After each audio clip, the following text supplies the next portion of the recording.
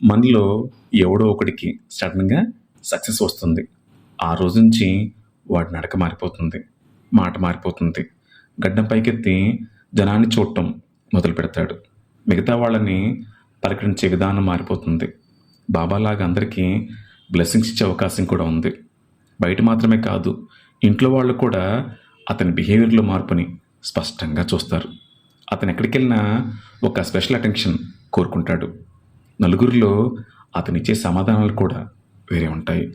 అవి చూసి చుట్టూ ఉన్న అందరూ ఒకరి ముఖం ఒకరు చూసుకొని ఒక అండర్స్టాండింగ్‌కి వస్తారు. వీడికి ఒళ్ళు కొవ్వెక్కిందని వాళ్ళందరికీ క్లియర్‌గా తెలుస్తుంది.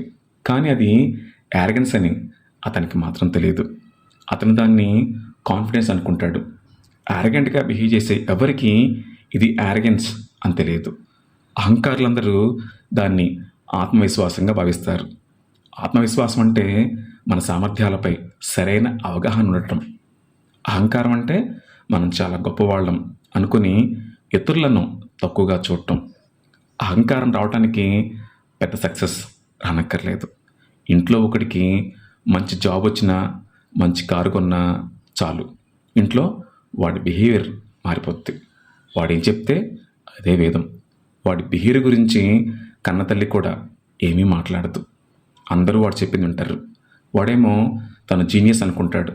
కొన్నిసార్లు అహంకారం ఇన్సెక్యూరిటీ నుంచి కూడా వస్తుంది. వాళ్ళలో ఉన్న లోపాలు దాచడానికి కొంతమంది తమను తాము గొప్పగా ప్రొజెక్ట్ చేసుకోవడానికి ప్రయత్నిస్తారు. దీనివల్ల అందరితో రిలేషన్స్ దెబ్బతింటాయి. మిగతా వాళ్ళతో కలిసి పనిచేయటం కష్టమవుతుంది. కొత్త విషయాలు నేర్చుకునే అవకాశాలు తగ్గిపోతాయి. తనకే అన్నీ తెలుసు అనుకుంటాడు. అహంకారం ఉన్నాడు. విమర్శల్ని అంగీకరించడు. కానీ మనం ఎదగాలంటే వినయం అవసరం. మన తప్పులను ఒప్పుకొని ఇతరుల నుంచి నేర్చుకోవాలి. ఇది లేకపోతే వ్యక్తిగతంగా, వృత్తిపరంగా ఎదగటం చాలా కష్టం. సో ఏ అహంకారికి తనకి పొగరెక్కిందని ఎవరూ చెప్పరు. ఎందుకంటే మన దగ్గర డబ్బు, సక్సెస్, ఒంట్లో ఓపిక ఉన్నంతకాలం అందరూ మనల్ని ఎంకరేజ్ చేస్తూనే ఉంటారు. చాలా ఓపికగా నవ్వుతూ మన పక్కనే ఉంటూ మనకున్న పొగరు తగ్గాలని, మనం నాశనం అయిపోవాలని 1000 దేవుళ్ళకి మొక్కుకుంటారు. మనకి ఫెయిల్యూర్ రాగానే హమ్మయ్య అనుకుని ఎవరి పనులను చూసుకుంటారు. అందరూ ఒక్కసారిగా వదిలేసిన తర్వాత మనం ఒంటరి అయిపోతాం.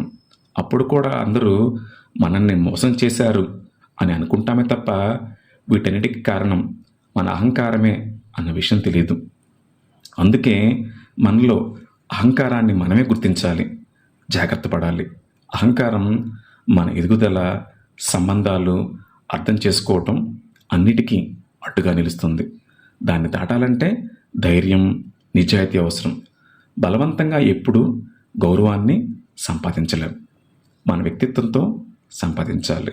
అందుకే మనం ఎదిగే వయసులో మనలో వచ్చిన అహంకారాన్ని మనమే గుర్తించి జాగ్రత్త పడాలి.